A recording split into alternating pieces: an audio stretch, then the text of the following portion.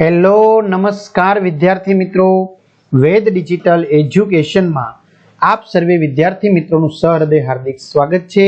आज आपणे धोरण 10 विषय हिंदी में 12मुं चेप्टर एक नई शुरुआत जेनु आपणे स्वाध्याय सोल्यूशन जोवाना छीए। तो खास चेनल में नवा होय तो चेनल सब्सक्राइब करी बाजुमां बेल आइकन ने प्रेस करो जेथी अवनवा विडियोनी नोटिफिकेशन मळी सके। विडियो लाइक करो અને તમારા મિત્રો દોસ્તોને શેર કરો। તો લઈએ એક નઈ શરૂઆત જેનું સ્વાધ્યાય सॉल्यूशन। पहलू निम्नलिखित प्रश्नों के नीचे दिए गए विकल्पों में से सही विकल्प चुनकर उत्तर लिखिए। पहलू परमाणु में क्या नहीं होता है? अणु। माधवन कौन थे? वैज्ञानिक। प्रोफेसर रामिस का ड्रीम प्रोजेक्ट क्या था? मानव प्रक्षेपण यंत्र बनाना। प्रश्न 2, निम्नलिखित प्रश्नों के एक एक वाक्य में उत्तर लिखिए। पहलू एक नई शुरुआत के दोनों वैज्ञानिकों के नाम दीजिए। एक नई शुरुआत के दोनों वैज्ञानिकों के नाम है प्रोफेसर रामिस और प्रोफेसर माधवन।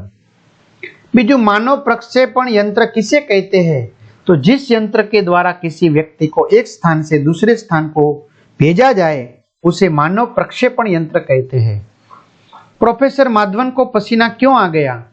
तो एकाएक चालू मानव प्रक्षेपण यंत्र से जुड़े पावर सप्लाई बॉक्स से धुआं उठता हुआ देखकर प्रोफेसर माधवन को पसीना आ गया। तो घણા બધા વિદ્યાર્થી મિત્રોની કમેન્ટ હતી કે સર પરીક્ષા શરૂ થવા જઈ રહી છે તો પરીક્ષાનો પેપર સેટ જે સોલ્યુશન સાથે તમે આપો છો દર વર્ષે તો એ પ્લીઝ આપો ને જેથી કરીને અમારે સારા માર્ક્સ પ્રાપ્ત થાય।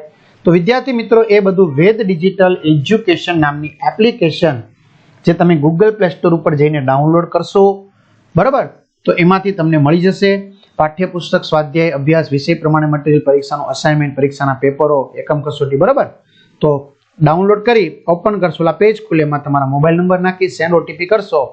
पेड कोर्स में तमे जशो 3 થી 12 धोरण सुधीना प्लान छे, मेळवी लो। एक्जाम पेपर में पेपर मेळवी लो। 3 થી 12 में 3 થી 12 धोरणना विडियो मेळवी लो।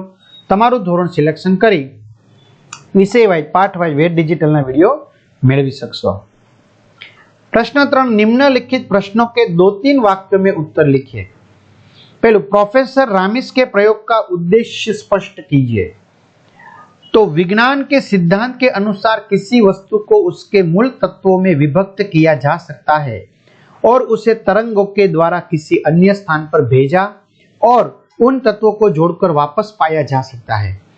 प्रोफेसर रामिस के प्रयोग का उद्देश्य इसी सिद्धांत के अनुसार मानव शरीर को तरंगों के द्वारा एक स्थान से दूसरे स्थान पर भेजना है। बीजू परमाणु विघटन और संगठन के बारे में बताइए। तो परमाणु का विघटन उसमें मौजूद इलेक्ट्रॉन, प्रोटॉन और न्यूट्रॉन को उससे अलग करके किया जा सकता है। परमाणु का संगठन उसमें स्थित इलेक्ट्रॉन, प्रोटॉन और न्यूट्रॉन को समावेश से होता है। अणु तथा परमाणु किसे कहते हैं? तो किसी वस्तु के छोटे छोटे अंश या कण को अणु कहते हैं। परमाणु किसी पदार्थ का सबसे छोटा वह अंश होता है जिसके और टुकड़े न हो सके।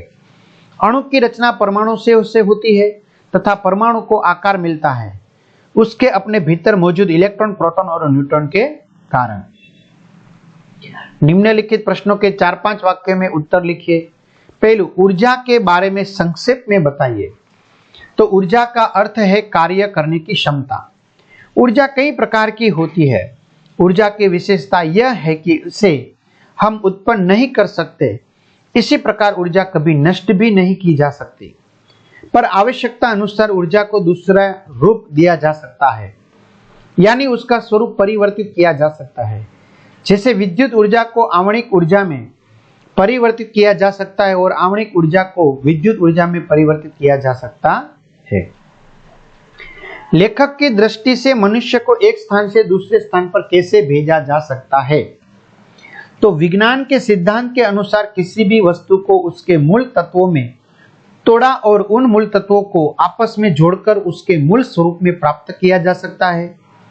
तो लेखक की दृष्टि से मानव शरीर भी विभिन्न प्रकार के तत्वों से मिलकर बना है, इसलिए मानव शरीर को उसके मूल तत्वों में विभक्त कर उसे विशेष प्रकार की तरंगों में परिवर्तित करके एक स्थान से दूसरे स्थान भेजा जा सकता है और उसे मूल स्वरूप में प्राप्त भी किया जा सकता है। प्रोफेसर रामिस के साथ प्रोफेसर माधवन की पहली मुलाकात कब और कैसे हुई थी? तो गर्मियों के दिन थे। प्रोफेसर माधवन प्रोफेसर रामिस के जिगरी दोस्त आनंद मेहता का सिफारिशी पत्र लेकर पहली बार प्रोफेसर रामिस की लैब में उनसे मिलने आए थे। तो प्रोफेसर रामिस अपने कंप्यूटर पर झुके हुए थे। प्रोफेसर माधवन का परिचय जानने के बाद प्रोफेसर रामिस ने उन्हें सहर्ष अपने साथ काम करने की अनुमति दे दी थी। इस प्रकार प्रोफेसर रामिस के साथ उसी समय प्रोफेसर माधवन की पहली बार मुलाकात हुई थी। मानव प्रक्षेपण प्रयोग से संबंधित जानकारी दीजिए।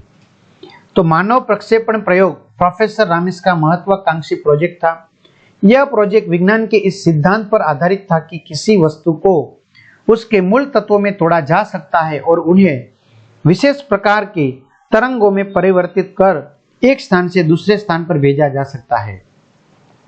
इसी सिद्धांत के आधार पर प्रोफेसर रामिस ने मानव शरीर को एक स्थान से दूसरे स्थान पर भेजने का प्रक्षेपण प्रयोग किया था। सूचनानुसार उत्तर दीजिए। विरोधी शब्द सामान्य, असामान्य, संभव, असंभव, आनंद, विषाद, शुरुआत, अंत, शक्तिशाली, शक्तिहीन, जटिल, सरल। भाववाचक संज्ञा बनाइए। मानव, मानवता, अपना, अपनापन, बच्चा, बचपन। कीर्तुवाचक संज्ञा बनाइए। विज्ञान, विज्ञानी, इतिहास, इतिहासकार, विश्लेषण, विश्लेषक, कमांड, कमांडर। विशेषण बनाइए। शरीर, शारीरिक, क्षण, क्षणिक, आनंद, आनंदित, वास्तव, वास्तविक। तो आ रीते विद्यार्थी मित्रों सरस मजाનું સ્વાધ્યાય સોલ્યુશન અહીં પૂર્ણ થાય છે। એની પીડીએફ આપણે કહ્યું એ પ્રમાણે એપ્લિકેશનમાંથી તમને મળી જશે। તમારા મિત્રો દોસ્તોને ચોક્કસથી શેર કરો। ચેનલમાં નવા હોય તો ચેનલ સબસ્ક્રાઇબ કરો। અહીં સુધી રાખીએ। અસ્તુ, જય હિન્દ, જય ભારત।